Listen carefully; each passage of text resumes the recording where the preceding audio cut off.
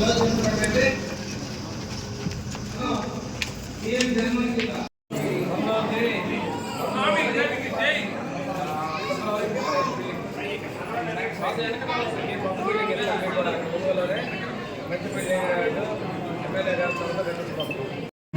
కూడా స్థానికంగా కానీ భవిష్యత్తులో లోకల్ బాడీ ఎలక్షన్లో కానీ మీకు గుర్తుండేటట్టుగా మీ నాయకులు కూడా స్థానం ఇస్తాం. తప్పకుండా వాళ్ళను కూడా మీకు అన్ని విధాలు కూడా ముందుకు తీసుకెళ్తామని చెప్పి కూడా నేను ఈ సందర్భంగా తెలియజేస్తున్నాను.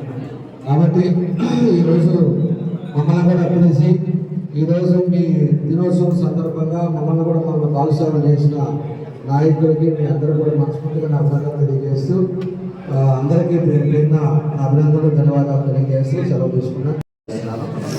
అదేవిధంగా ఈ కార్యక్రమానికి ముఖ్య అతిథులు మన జిల్లా మంత్రి స్వామి గారు, అదేవిధంగా వేదిక మీద ఉన్న అధికారులకి, అదేవిధంగా మన గిరిజన నాయకులకి, అదేవిధంగా ఇక్కడికి వచ్చిన మీ అందరూ కూడా మనస్ఫూర్తిగా పేరున నా నమస్కారాలు అభినందనలు తెలియజేస్తున్నాను. ముఖ్యంగా ఈరోజు చాలా సంతోషం. మనం పోయినసారి 135 లక్షలు పెట్టి ఈ భవనాన్ని కట్టుకున్నాం. అప్పుడు కూడా ఇట్లానే మన వాళ్ళంతా వచ్చి మాకు కూర్చోవడానికి గిరిజన భవన్ లేదు, గిరిజన భవన్కి మనకు కావాలి అంటే అప్పటికప్పుడు శాంక్షన్ చేపించి గిరిజన భవన్ ఈరోజు అధ్యక్షత జరిగిందని చెప్పి నేను గుర్తు చేస్తా ఉన్నాం. అదేవిధంగా తర్వాత ఇప్పుడు మొన్న వచ్చారు మన వాళ్ళంతా వచ్చి కలిశారు. కొన్ని బాత్రూమ్స్ కానీ లేకపోతే ఇక్కడ ఉండే బిల్డింగ్ చుట్టూరు కూడా గంగిళ్ళు పెరిగిపోయింది, వసతులు లేవు. అదేవిధంగా మనకి చేయాల్సిన టాయిలెట్స్ కానీ ఇవన్నీ కూడా ఉన్నాయి, దాన్ని కూడా చేయాలని చెప్పేసి మన వాళ్ళంతా అడిగారు. దాన్ని కూడా పంపించున్నాం. తొందరలోనే దాన్ని కూడా కంప్లీట్ చేసి ఇక్కడ ఇబ్బంది లేకుండా మీరు ఎప్పుడైనా వచ్చి కూర్చునేటట్టుగా ఒక మీటింగ్ పెట్టుకునేటట్టుగా దీనికి ఇంకా వసతులు ఉండేటట్టుగా చేస్తామని చెప్పి కూడా మీకు తెలియజేస్తున్నారు. అదేవిధంగా మన వాళ్ళు అడిగినట్టు హాస్టల్, గిరిజన హాస్టల్ లేదు, గిరిజన హాస్టల్ కావాలి. ఈరోజు ఎస్సీ హాస్టల్స్లో పెట్టున్నారు. గిరిజనులకు కూడా సపరేట్గా హాస్టల్ కావాలని చెప్పారు.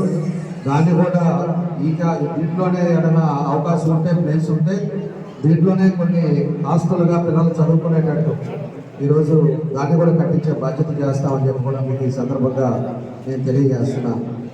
అదేవిధంగా ఈరోజు ఉండే పరిస్థితుల్లో కూడా పేదవాళ్ళు మన వాళ్ళంతా కూడా పిల్లలు కూడా బాగా చదువుకోవాలి ఉండాలనేదే ఈరోజు అన్ని విధాలుగా కూడా ఈ ప్రభుత్వం ఉచితంగా మీ అందరినీ కూడా చదివిస్తూ ఉన్నాం. పిల్లలను కూడా అందరినీ చదివించండి. మీరు ఏ పనులకు వెళ్ళినా కూడా పిల్లలు చదువుకునేటట్టుగా వాళ్ళ భవిష్యత్తులో వాళ్ళు గమనం చూసుకునేటట్టుగా మీ అందరూ కూడా చదివించండి. తప్పకుండా కూడా ఈ ప్రభుత్వం అన్ని విధాలుగా కూడా వాళ్ళకు కూడా సహకరిస్తుందని చెప్పేసి కూడా మీకు తెలియజేస్తున్నాను. కాబట్టి ఈరోజు మన ముఖ్యమంత్రి గారు, మన ఎన్డీఏ కూటమిలో పవన్ కళ్యాణ్ గారు, లోకేష్ గారు అందరూ కూడా మన గిరిజనులు ఎక్కడున్నా కూడా రాష్ట్రంలో బాగుండాలని చెప్పి దాని బడ్జెట్లో 8,159 కోట్ల రూపాయలు ఈరోజు బడ్జెట్లో పెట్టారు.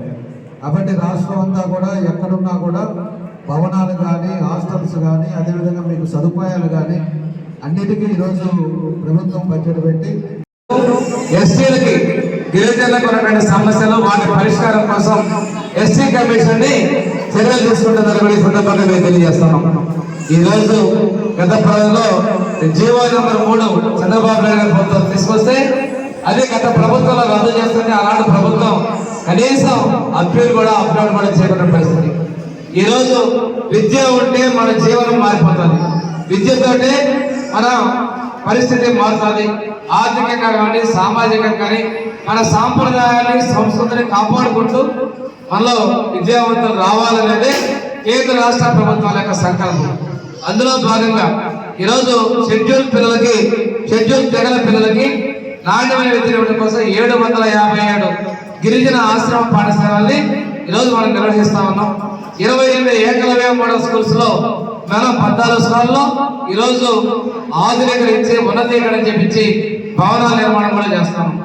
ప్రత్యేకంగా ఈ తెగల్లో కొన్ని తెగల్లో సికిల్ సెల్ ఎనీమియా వచ్చి వారసత్వంగా కుటుంబాల్లో వచ్చి ఆ కుటుంబాల్లో ప్రాణాలని అర్ధాంతరంగా ముగిస్తున్న వాళ్ళ కోసం సికిల్ సెల్ ఎనీమియా కోసం మిషన్లో భాగంగా 3 మనం ప్రత్యేకమైనటువంటి కేంద్రాన్ని విశాఖపట్నం ఏర్పాటు చేయడం జరిగింది.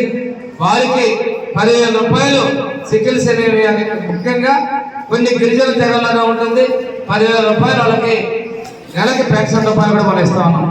ప్రత్యేకమైనటువంటి 3,75,00,000 రూపాయలతోటి విశాఖపట్నం గిరిజాతి ఆసుపత్రిలో ఇది నిర్ధారణ మరియు వారి యొక్క సంక్షేమం కోసం మనం కేటాయించే సెంటర్ కూడా ఏర్పాటు చేయడం జరిగింది. ఇది ఆ రోజు చంద్రబాబు నాయుడు ముఖ్యమంత్రిగా